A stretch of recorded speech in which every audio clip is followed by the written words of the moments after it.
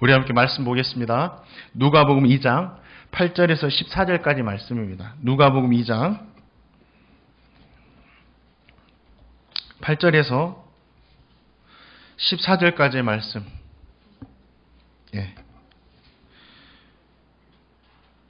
한 절씩 나누어서 읽겠습니다. 그 지역의 목자들이 밤에 밖에서 자기 양떼를 지키더니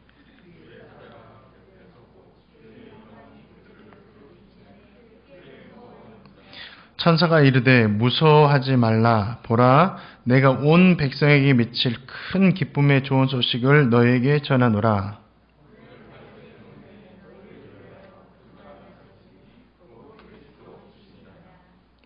너희가 가서 강보에 쌓여 구유에 누워 있는 아기를 보리니 이것이 너희에게 표적이니라 하더니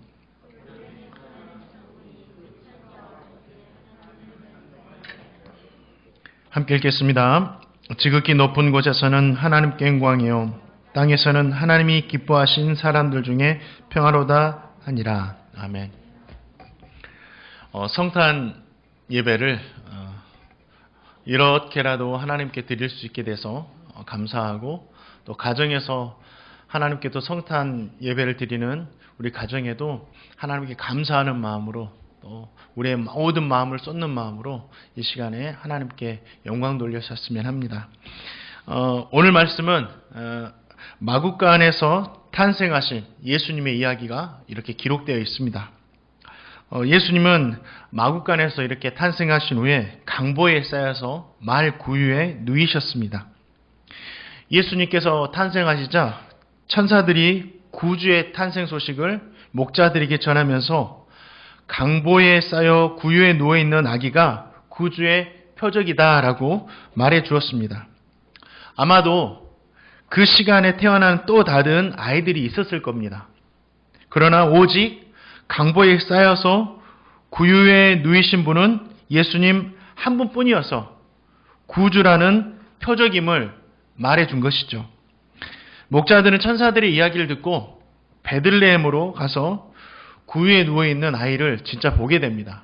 그리고 사람들에게 천사들이 전해준 그 구주의 소식을 다 말해줍니다.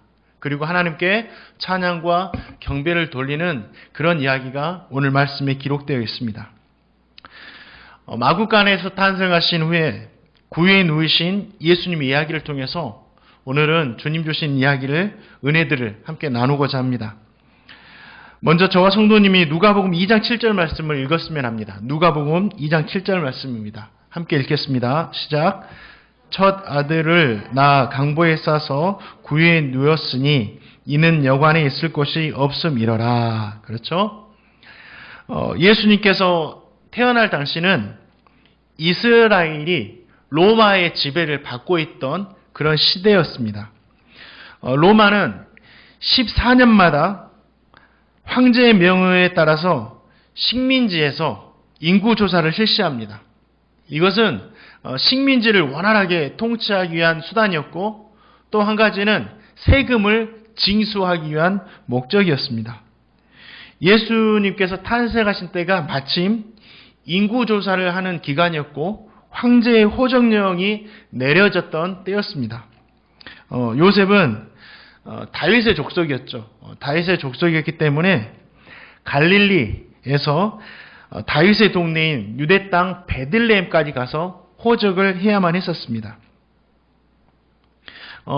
그때 당시는 요셉의 가정만 이렇게 움직인 게 아니라 전체 이스라엘 모든 백성들이 이 호적을 하기 위해서 움직였기 때문에 정말 많은 여행자들이 있었고, 또 여행자들이 모두가 묵을 수 있는 숙소도 부족한 상황이었습니다. 또 이 베들레헴이라는 곳이 아주 작은 시골 마을이었기 때문에 여행자들을 위해서 묵을 수 있는 그런 숙소도 많이 부족했습니다. 또 그때 당시 빈 방을 찾는 사람들은 많고, 또 방은 적다 보니까 어떻게 되겠습니까? 그 가격이, 방을 구하는 그 값이 많이 올라갔겠죠. 그래서 가난했던 그 요셉은 자기의 능력으로는 방도 구할 수도 없었고, 또 빈 방도 찾을 수가 없었던 것입니다. 그래서 오늘 말씀 보니까 여관에 그들이 있을 곳이 없었다라고 기록하고 있죠. 겨우 이제 요셉은 자신들이 묵을 숙소를 구하는데 그곳이 어디입니까? 마구간이었습니다. 그곳에서 하룻밤을 지내게 되는데 그때 예수님께서 마구간에서 탄생하신 것입니다. 그리고 예기치 못하게 이 아이가 태어나니까 강보에 쌓아서 구유에 누이게 된 것입니다.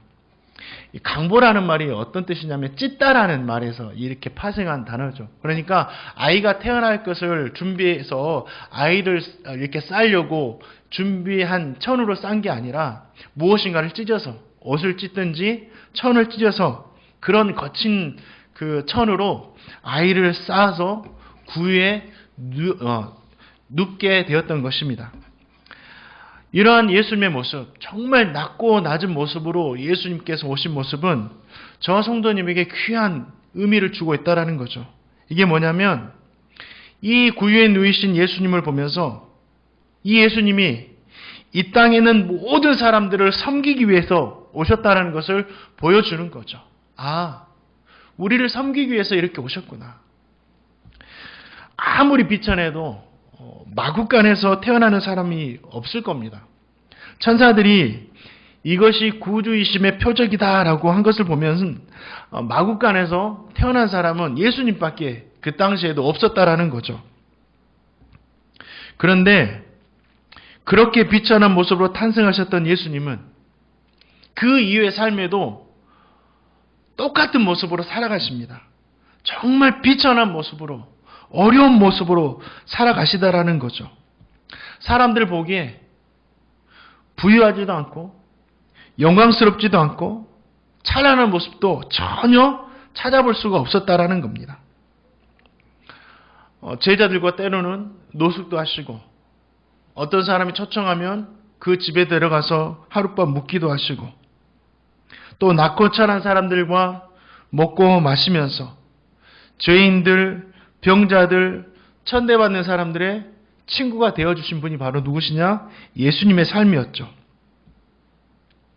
또 귀족들과 종교 지도자들에게는 예수님이 어떻게 대우를 받습니까? 멸시와 천대를 당하십니다. 비웃음거리가 되고 조롱을 당하죠. 예수님의 고향이었던 나사렛에서 고향 사람들은 뭐라고 합니까? 예수님이 아무리 이적을 일으키셔도 목수의 아들이 아니냐 이렇게 하면서 예수님을 전혀 존중하지는 않았어요. 제자들에게 버림받고 온갖 멸시와 천대를 받으면서 결국은 십자가에서 사람의 눈에 보기에 비참할 정도의 모습으로 돌아가신 분이 누구십니까? 바로 예수님이세요. 세상적인 눈으로 볼 때는 예수님에게서는 영광스러운 모습을 말구에 태어나시면서 죽으시기까지 영광스러운 모습을 세상적인 눈으로 볼 때는 찾아볼 수가 없다라는 거죠.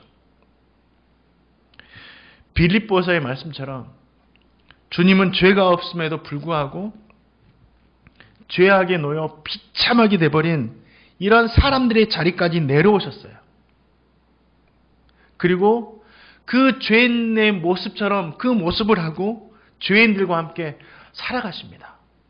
자, 빌립보서 2장 6절 말씀, 7절, 8절 말씀 같이 한번 읽어보겠습니다. 시작.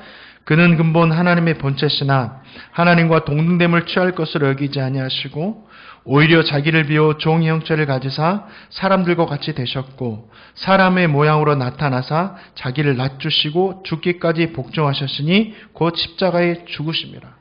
이게 바로 말구에 태어나셔서 십자가에 죽으시기까지 한 예수님의 모습이에요.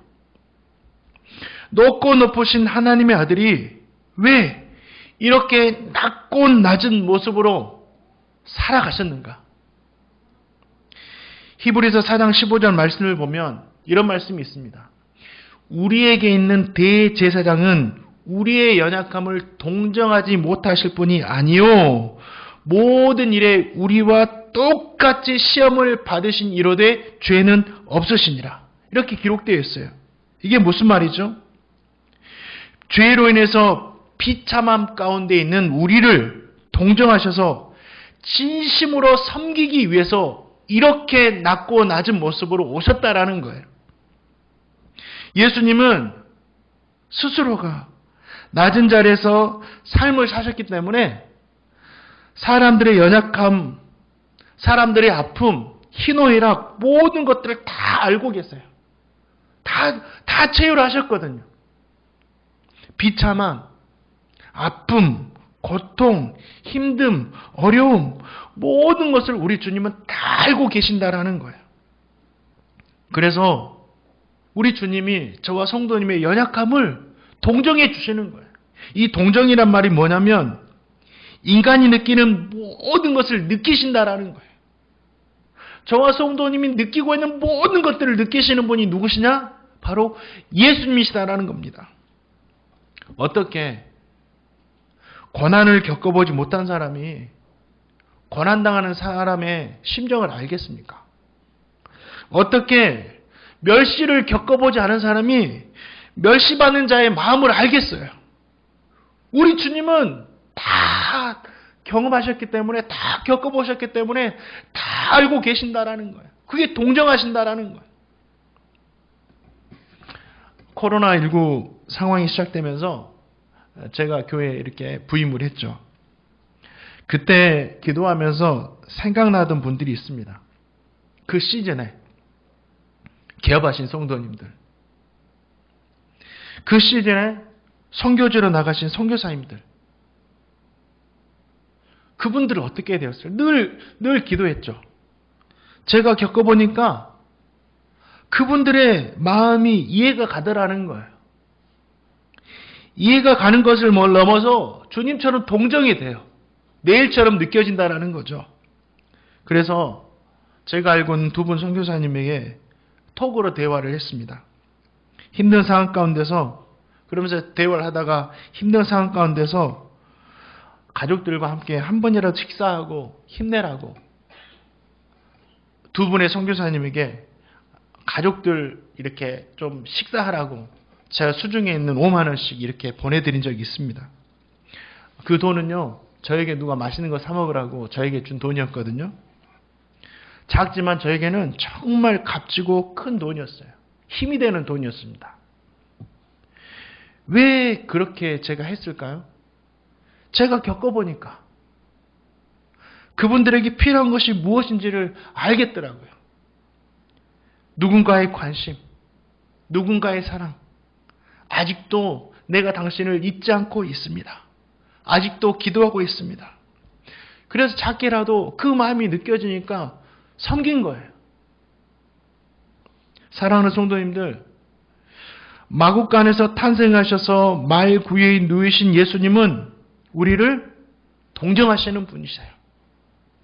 모든 것을 동정하시는 예수님이야말로 고통하는 사람들을 진심으로 섬겨주실 수가 있는 분이시라는 거예요. 그래서 우리에게 필요한 것이 무엇인지를 잘 아시고 그 필요를 주시기 위해서, 영적인 필요, 육적인 필요 모든 것들을 주시기 위해서 우리를 섬기시는 분이시라는 거죠. 히브리서 기자는 이렇게 고백합니다. 그러므로 때를 따라 돕는 은혜를 얻기 위하여 은혜의 보좌 앞에 담대히 나갈 것이니라. 바라긴 저 성도님 모두가 우리를 섬기시기 위해서 이 땅에 오신 예수님께 마음껏 담대함으로 나가시기 바랍니다. 나가셔서 때를 따라 도우시는 주님의 은혜를 얻게 되실 수 있기를 주님의 이름으로 축원드립니다. 또 말구에 누우신 예수님은 우리를 섬기시기에 오셨죠. 또 그 예수님을 보면서 우리는 또 어떤 마음을 가져야 됩니까? 이 구유에 누우신 예수님은 저와 성도님에게 우리가 어떤 자리에 있어야 되는지를 알려주시는 거예요. 아주 오래전 어떤 목사님께서 설교를 하시다가 이런 예화를 하셨습니다. 어떤 여고에 학교 수업이 다 끝났다는 이렇게 정이 울리면 스쿨버스를 향해서 이 여고생들이 정신없이 뛰기 시작합니다. 그 이유가 무엇이냐면 그 스쿨버스에는 자리가 다 있지만 딱 한 자리가 부족한 거예요. 딱 한 자리가. 그래서 정신없이 뛰기 시작합니다. 그런데 그 학생들이 달리는 이유가 기가 막혀요. 그 이유가 뭐냐면 늦게 가면 자리에 앉지 못하니까 좋은 자리 차지하려고 뛰는 게 아니라 비어있는 한 자리, 서서 가야 하는 그 한 자리, 부족한 그 한 자리를 차지하기 위해서 자기가 제일 먼저 가는 거예요. 일본으로 들어간 학생이 서서 가는 겁니다. 그 이야기가 인상이 깊어서 아직도 저에게는 기억에 남아 있습니다. 예수님은 지금 베들레헴 마구간에 누워 계세요. 가장 낮은 자리, 사람들이 앉기 싫은 자리죠. 그렇죠? 그 누구도 탐을 내지 않는 그런 자리예요. 그런데 이 말씀을 읽을 때마다 그 자리가 박철 목사의 자리지 않느냐라는 그런 마음을 주시는 거예요. 주님, 그 자리가 좀 두렵고 좀 싫은데요. 그럼 너 자리이지 않느냐.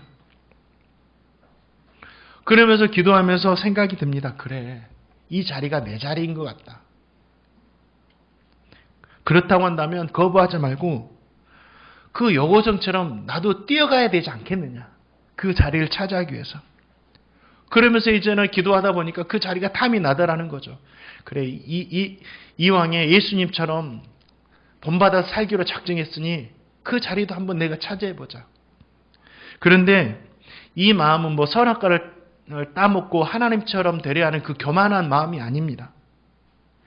예수님을 닮아서 정말 그 낮은 자리, 섬기는 자리에 앉아야겠다라는 그 마음이 있다라는 거죠.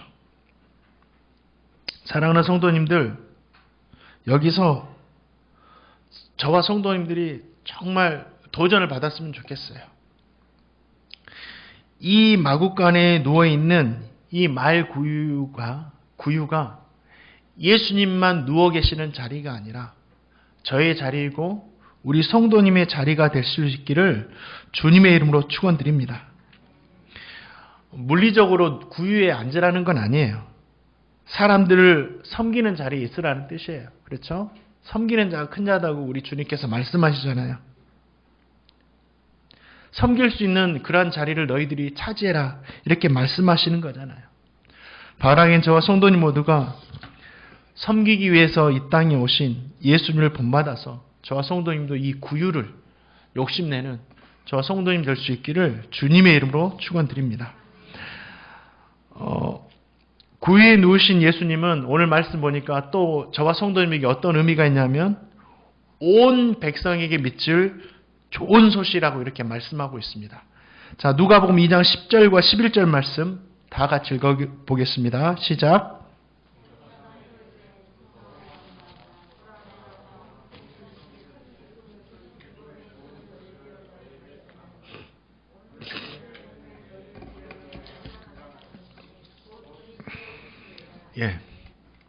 천사는 예수님의 탄생 소식을 목자들에게 전하면서 예수님의 탄생은 온 백성에게 미칠 좋은 소식이라고 이렇게 말을 합니다. 기쁨의 좋은 소식. 예수님의 탄생 소식이 기쁨의 좋은 소식인 이유가 있어요. 그것은 오늘 말씀과 같이 온 백성에게 미칠 소식이기 때문이에요. 그 온 백성 안에 저와 성도님이 포함되는 거죠. 그러면 이 이야기는 누구의 이야기입니까? 나의 이야기가 된다라는 거예요. 아무리 좋은 소식도 나와 상관이 없으면 그것은 기쁘지 않아요. 그러지 않습니까? 예를 들어서 이웃집 아저씨가, 이웃집 남편이 50세가 됐는데 10년 동안 자리가 보장되는 임원으로 승진을 했어요. 그리고 연봉도 억대 연봉으로 막 올랐다라는 거죠. 좋은 소식이죠. 좋은 소식이잖아요. 옆집 사람 잘 됐으니까. 그런데 나에게 기쁩니까? 아니요. 별로 기쁘지 않아요. 오히려 어떤 사람들은 배가 아픕니다. 내 이야기가 아니니까. 아무리 좋은 소식도 나와 상관이 없으면 기쁘지 않아요. 그런 소식을 들으니까 어떻게 됩니까? 지금까지 훌륭하게 보였던 남편이 자꾸 미워지는 거예요. 그러면서 내일 아침 밥은 없습니다. 막 이렇게 막 변하는 거죠. 나와 상관이 없으니까. 정말 좋은 소식은 나와 상관이 있을 때 기쁨의 소식이 되는 거예요. 예수님의 탄생의 소식이 기쁜 것이 이것입니다. 나의 이야기이기 때문에. 이것이 나의 이야기이기 때문에. 그러면 저와 성도님과 이 예수님의 탄생 소식이 어떤 상관이 있나요? 예수님이 나의 구주가 되신다라는 거예요. 뭐라고요? 예수님께서 나의 구주가 되신다.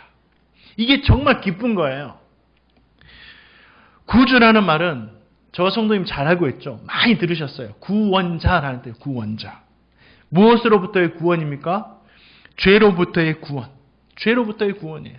죄가 무서운 게 뭐예요? 죄가 왜 무섭죠? 결과가 있기 때문에. 값이 있기 때문에 무서운 거예요. 죄를 짓고도 결과가 없다면 죄처럼 쉬운 게 즐거운 게 어디 있어요. 그러나 죄가 무서운 것은 결과가 있기 때문에 무서운 거죠. 성경은 그 죄의 결과가 뭐라고 말합니까? 사망, 영원한 죽음이다 이렇게 말합니다. 예수님은 저와 성도님을 죄로부터 구원하셔서 죽음에 이르지 않게 하시는 분이에요. 그래서 나에게 기쁨의 소식이 된다는 거죠.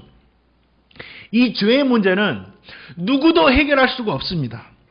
어떤 영화의 한 장면이 생각나는데 어떤 사람이 자신이 지은 죄를 지워내기 위해서 시냇가에 앉아서 자신의 손을 바위에 계속 문지릅니다.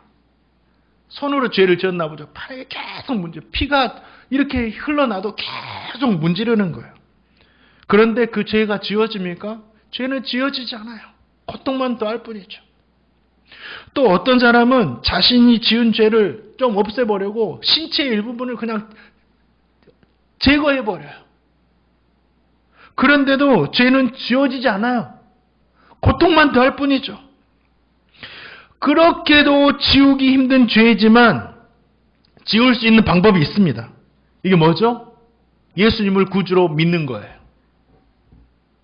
나를 위해 이 땅에 오신 예수님, 나의 모든 죄를 담당하고 십자가에 돌아가신 그 예수님을 나의 구주로 믿는 거예요. 그렇게 되면 그렇게도 지워지지 않던 죄가 쉽게 지워지더라는 거죠. 이 죄를 지우는 일은 정말 쉬운 거예요. 구원의 길은 너무나 쉽습니다. 예수님을 구주로 영접하기만 하면 돼요. 예수님을 구주로 믿으니까 나의 죄가 주님으로 인해서 다 지워져 버렸어요. 얼마나 기쁜 소식이에요. 얼마나 기쁜 소식입니까? 죄와 함께 또 한 가지 문제가 해결됩니다. 무슨 문제가 해결되죠? 죽음의 문제가 해결되더라는 거죠. 사람들이 죽지 않고 이 영생을 얻기 위해서 얼마나 많은 노력들을 했는지 몰라요. 그렇죠? 어떤 황제는 먹으면 죽지 않는다는 불로초를 구하기 위해서 그렇게 노력했지만 결국은 구하지 못하고 죽었어요. 어떤 권력자는 나이가 들어서 오래 살아보려고 젊은 사람의 피를 뽑아가지고 수혈을 받고 살았지만 결국은 그 권력자도 죽었어요. 이 죽음은 권력을 가지고도 많은 돈을 가지고도 엄청난 지혜를 가지고도 해결할 수 없는 거예요. 그러나 이 죽음을 해결할 수 있는 방법이 있습니다. 그것은 뭐예요? 예수님을 구주로 영접하는 거예요. 예수님을 구주로 영접하면 멸망치 않고 우리가 영생을 얻게 됩니다. 요한복음 3장 16절 하나님이 세상을 이처럼 사랑하사 독생자를 주셨으니 이는 그를 믿는 자마다 멸망치 않고 뭘 얻게 한다고요? 영생을 얻게 하려 하심이라. 얼마나 감사합니까? 예수님께서 십자가에 죽으시고 3일 만에 부활하셨습니다. 그리고 죽은 자들의 첫 열매가 되어주셨죠. 죽음의 문제를 해결하시고 부활하셔서 저와 성도님에게 뭐가 있음을 보여주신 거예요? 영생이 있음을 보여준 거예요. 아, 죽어도 사는구나. 죽어도 살 수 있구나. 이걸 보여주는 거예요. 예수님께서 부활하실 때 영으로만 부활하셨습니까? 아니죠. 예수님 부활하실 때 못에 찔린 손과 창에 찔린 옆구리가 있는 그 몸으로 함께 영과 몸으로 함께 부활하셨다라는 거예요. 우리의 부활도 예수님의 부활과 같습니다. 몸과 영혼이 함께 부활하는 거예요. 우리는 이렇게 영원히 살 수 있는 겁니다. 이게 영생이에요. 이렇게 좋은 소식이 나를 위한 소식입니다. 나와 상관없는 소식은 나를 위한 소식이에요. 그 수많은 권력자들이 권력과 돈을 이용해서도 얻지 못한 그 영생을 우리 주님께서 주신 거예요. 그런데 어찌 우리가 기쁘지 않을 수 있겠느냐고요. 이 성탄의 날에 나의 구주가 되셔서 죄의 문제도 죽음의 문제도 해결해 주신 주님으로 인해서 기뻐하고 기뻐하시는 저 성도님 될 수 있기를 주님의 이름으로 축원드립니다. 예수님의 소식은 기쁨의 좋은 소식입니다. 왜 그렇습니까? 예수님이 나의 그리스도 주가 되시기 때문이에요. 나의 그리스도 주. 11절 말씀에 보니까 예수님께서 나의 그리스도 주가 되신다라는 말이 기록되어 있습니다.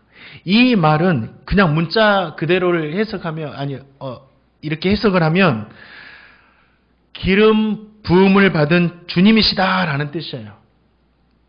여기서 주라는 말이 어떤 단어냐면 퀴리오스라는 말입니다. 퀴리오스. 주님이라는 이름 말인데 이 70인역이라는 구약 성경이 있어요. 이 70인역이라는 구약 성경이 뭐냐면 히브리 성경 원문을 그리스어로 번역한 가장 오래된 구약 성경이 바로 뭐냐면 70인역이에요.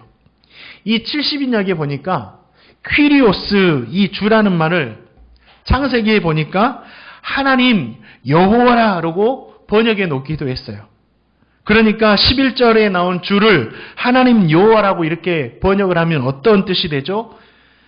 예수님은 너희를 위한 하나님이시다라는 뜻이 돼요.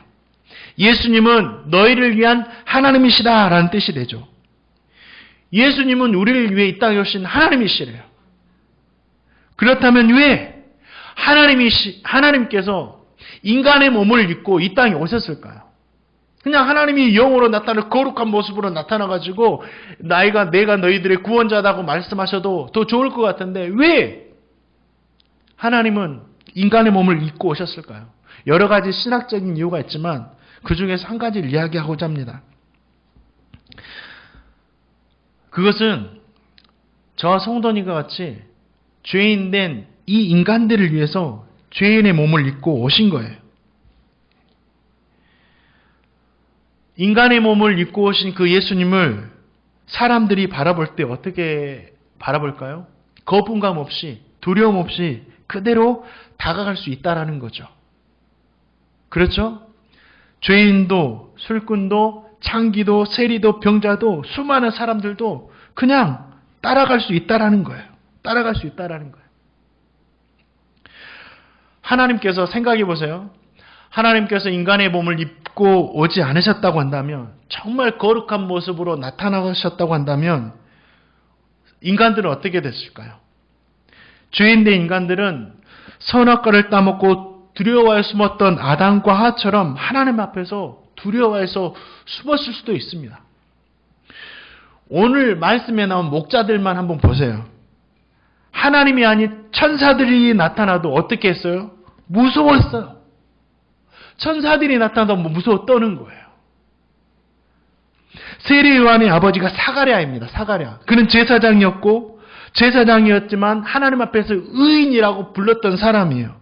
그런데 그 앞에 천사가 나타나자 그가 어떻게 합니까? 놀라움에 무서워합니다. 두려움을 갖죠. 그뿐 아니에요. 사사 기드온도 하나님께 귀하게 쓰임받는 사사였습니다. 거룩한 사람이었죠.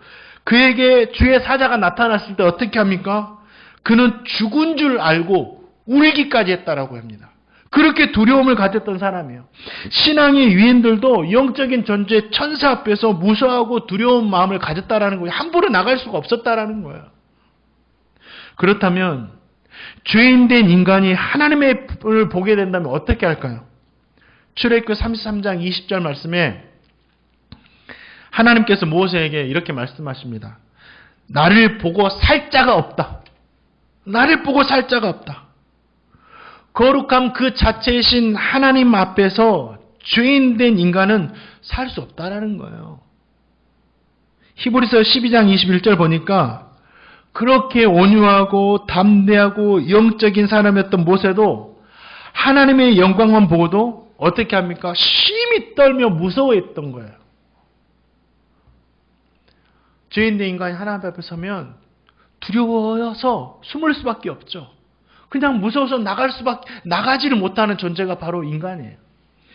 재미있는 이야기가 있는데요.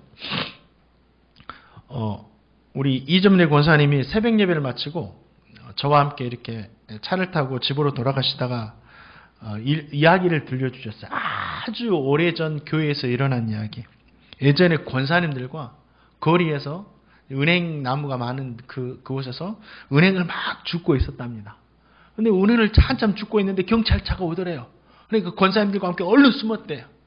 자기 은행을 줍고 있는 자신들을 잡으러 온 줄 알고. 좀 그 말을 듣고 참, 우리 권사님 너무 순수하시고 참 착한 마음 가지셨다. 이런 마음도 들었는데 뭐예요? 무엇인가 잘못하고 있다고 생각하면 경찰이 두려운 거예요. 그러죠? 죄인된 인간이 하나님께 갖는 두려움도 이와 비슷할 거라 생각해요. 인간은 아무리 거룩해 보여도 거룩하신 하나님 앞에서는 두려워할 수밖에 없는 존재입니다. 하나님은 누구보다 죄인된 인간을 잘 아셨어요. 그래서 두려움 없이 다가올 수 있는 그 인간의 몸을 입고 이 땅에 오셨던 거예요. 그것도 마국간에서 가장 낮고 낮은 모습으로 오셨어요. 인간의 몸을 입고 오신 그 예수님. 어떻게 됩니까? 이제는 사람들이 두려워하지 않아요. 예수님 보면서. 죄인도 병자도 창기도 모두가 두려움 없이 그냥 예수님 만나고 싶다. 그 사랑의 마음으로 예수님께 다가가는 거예요. 얼마나 감사해요. 그 하나님이 우리를 배려하시고 우리를 아끼시고 그렇게 사랑하신 하나님 얼마나 감사합니까? 그러면서 주님은 자신에게 다가오는 모든 사람들의 손을 잡아주시고 만나주시고 구주가 되어주셔서 그들의 죄와 죽음의 문제까지 다 해결해 주신다라는 거예요. 얼마나 감사합니까? 그리고 이제는 예수님으로 인해서 저와 성도님이 어떻게 됩니까? 예수님으로 인해서 그렇게도 두렵던 하나님을 뭐라고 불러요? 아버지라 부르며 언제든지 나갈 수 있는 그런 상태로 만들어 주셨습니다. 더 이상 우리 하나님은 두려움의 존재가 아닙니다. 심판의 존재가 아닙니다. 믿는 자들에게는 구원을 주시는 아버지가 되어 주십니다. 이 좋은 소식이 나의 이야기인데 어찌 기쁘지 않을 수가 있겠느냐고요. 사랑하는 성도님들, 예수님은 좋은 소식입니다. 그것도 나와 상관이 있는 좋은 소식이고 기쁨의 소식입니다. 예수님은 나의 구주가 되시고 하나님의 아버지라 부르게 해주신 그리스도가 되어 주십니다. 이 성탄의 날에 이 좋은 소식을 나의 것으로 믿으시고 기뻐하고 기뻐하시는 저 성도님 될 수 있기를 주님의 이름으로 축원드립니다. 우리 마지막으로 누가복음 2장 14절 말씀 한번 읽어보겠습니다. 누가복음 2장 14절 말씀 시작.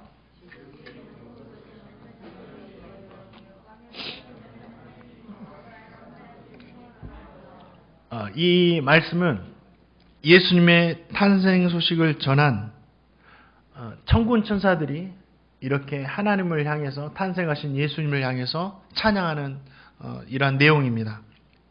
구유에 누우신 예수님이 하나님께 영광이고 사람들 중에 평화다.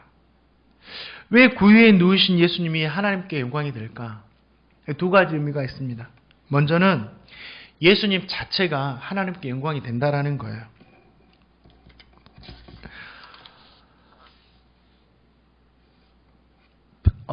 사도 바울이 데살로니가 교회 성도들을 향해서 뭐라고 이야기하냐면 잘 들어보세요. 우리의 소망이나 기쁨이나 자랑의 면류관이 무엇이냐? 그가 강림하실 때 우리 주 예수 앞에 너희가 아니냐?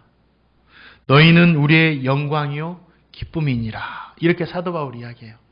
데살로니가 교회 성도들이 얼마나 신앙생활을 잘했으면 너가 나의 영광이고 기쁨이다 라고 말을 하는 거죠.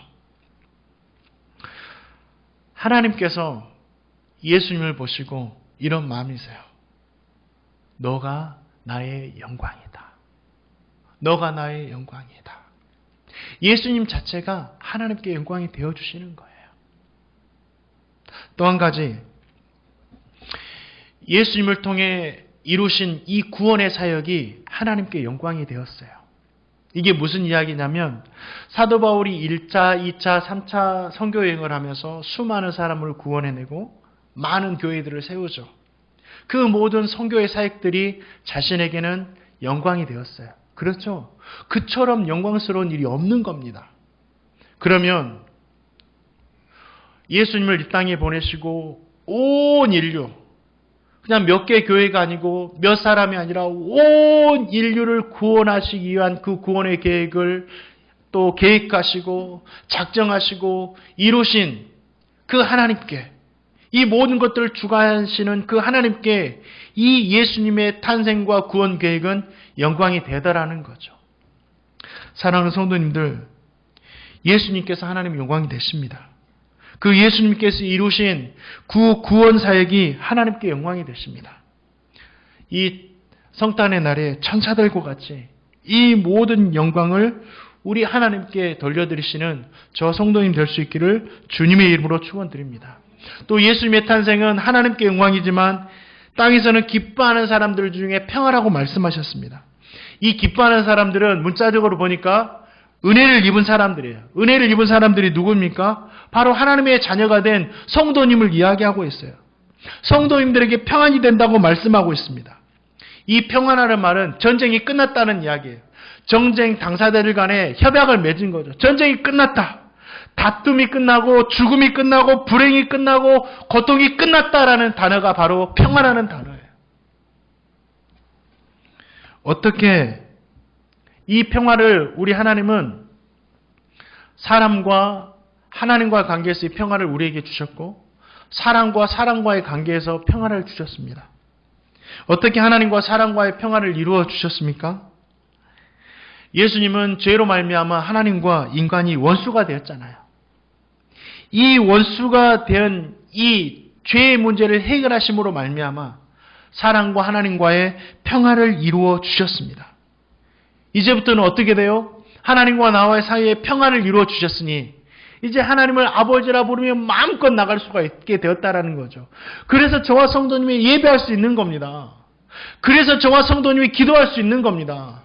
그래서 저와 성도님이 찬양을 하나님께서 받아주신다라는 거예요. 왜요? 하나님과 사람이 평화를 이루었기 때문에. 하나님이 예수님을 통해서 이루어 주신 거예요. 또한 사람과 사람 사이에서 평안을 이루어 주셨습니다. 예수님은 사람들과의 다툼, 분열, 시기, 질투, 미움 이 모든 것들을 끝내고 평화를 이루어 주셨죠. 온 세계 사람들이 유일하게 하나님만 아버지라 부를 수 있습니다. 온 세계 사람들이 하나님을 보고 아버지라 불러요. 그러면 하나님을 아버지라 부른 사람들은 하나님의 자녀고 모든 한 가족이 되었다라는 거죠. 이걸 어떻게 알 수가 있죠? 초대교회를 한번 보세요. 초대교회 성도들 이름도 다르고 혈연도 다르고 사는 것도 다 달랐지만 하나님을 아버지로 모시니 내 것을 내 것이라 더 이상 말하지 않고 다 나누면서 하나님 아버지의 가족의 공동체를 이루어 갑니다. 그게 평화예요. 또 한 가지, 원수들까지도 사랑하며 용납하는 그 평화가 이루어졌습니다. 이게 뭐냐면 손양원 목사님 잘 아실 것입니다. 손양원 목사님이 아들을 죽인 그 사람을 자신의 용서하고 자신의 양자로 삼습니다. 이것이 무엇이에요? 예수님의 사랑, 하나님이 이루신 이 평화가 아니고는 이룰 수 없는 일들이라는 거죠. 저는 이 기쁨이, 이 평화가 행복누리 교회 안에 성도들 간에 있기를 주님의 이름으로 축원드립니다. 행복누리 교회 성도님들은 하나님을 아버지로 둔 한 형제요 자매임을 기억하시고 서로 간에 평화를 이루며 살아가실 수 있기를 주님의 이름으로 축원드립니다. 말씀을 맺습니다. 오늘은 성탄절입니다. 우리 주님께서 마구간에서 탄생하셔서 구유에 누이신 날입니다. 우리 주님은 섬기기에 오셨습니다. 섬기시기 위해서 낮고 낮은 모습으로 삶을 사셨습니다. 저와 성도님 모두가 예수님처럼 하나님과 사람을 섬기며 살아갈 수 있기를 주님의 이름으로 축원드립니다. 예수님의 탄생의 소식은 기쁨의 좋은 소식입니다. 나의 구주가 되어주셨고 나의 하나님이 되어주셔서 죄와 죽음의 문제를 다 해결하여 주셨습니다. 하나님을 아버지라 부르며 마음껏 나갈 수 있도록 도와주셨습니다. 그 은혜를 잊지 마시고 하나님께 감사와 찬양하는 저와 성도님의 삶이 될 수 있기를 주님의 이름으로 축원드립니다. 예수님의 탄생은 하나님께 영광이고 사람들에게는 평화가 되어주셨습니다. 천사들과 같이 우리 하나님께 영광을 돌려드리십시오. 감사를 돌려주십시오. 그리고 나서 우리 성도들 간에는 한 형제와 자매임을 잊지 마시고 그 평화를 누리며 살아가는 저와 성도님의 삶이 될 수 있기를 주님의 이름으로 축원드립니다.